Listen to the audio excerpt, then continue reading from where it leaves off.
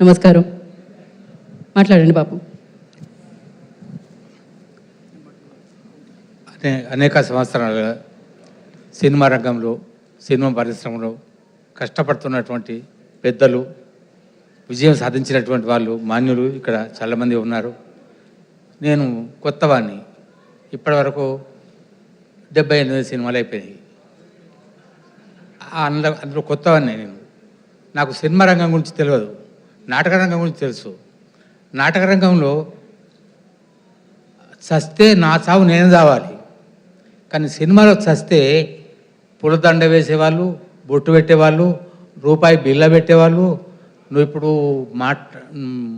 గాలి తీసుకోకుండా ఉండాలి, దండ వేసేవాళ్ళు ఇంతమంది ఉంటారు చుట్టూ.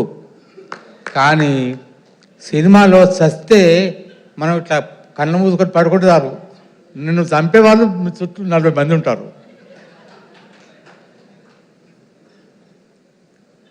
నాకు ఈ అనుభవం ఇచ్చింది. ఇక్కడ దానికి సంబంధించినటువంటి వాళ్ళు చాలామంది ఉన్నారు. మొట్టమొదటిది సినిమా కాదు, అది కొత్త పోరడు.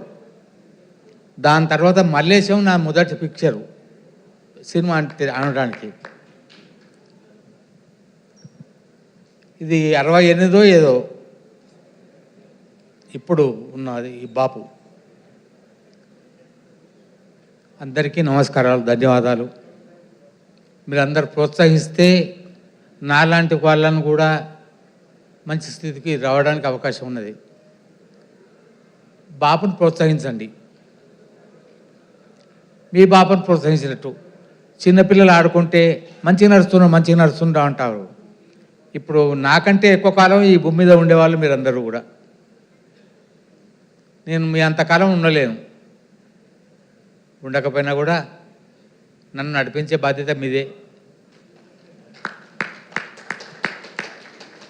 అందరికీ నమస్కారం తెలియజేస్తూ ఈ సినిమా చూడవలసిందిగా, 10 మందికి చూపించవలసిందిగా కోరుతూ ముగిస్తున్నాను. జై హింద్, ధన్యవాద్, నమస్కారం.